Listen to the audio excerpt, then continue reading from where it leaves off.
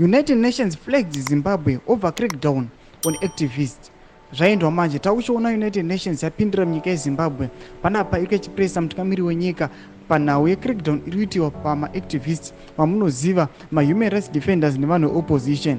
Sambina mashoko kudanyogwa muzora nhasi doti subscribe oleko turn on the bell icon. Tichipinda panapa munewzimbabwe.com vakomana vanyora vachiti pressure is mounting on President Mnangagwa as the United Nations UN human rights have raised concern over the worrying trend of suppression of civil space, arrest of opposition members, and the threats to dissent voices ahead of the Sadc Heads of State and Government Summit set for Saturday in Mount Hampend. Panapa tikuna vakomana United Nations vapindira munyika yeZimbabwe vachiti aiwa they are now pressurizing ED Mnangagwa uyo ari kuzama kuda kusilensa mavoices evagari vemunyika yeZimbabwe kuti paregere kuitika crackdown kana kuti macitizens arege kumisa uchairmanship kana kuti parege kuitwa showdown kana kunyadzisiwa kwavangaitiwa nemacitizens. Noda kuti aiwa vari kuziva kuti situation yemunyika yeZimbabwe haina kumira zvakanaka, vanhu vakajamuka, vanhu havasi kufara nekutongewa kwavari kuitiwa, nhau dzemafraud elections, nhau dzecrackdown maviolations emahuman rights.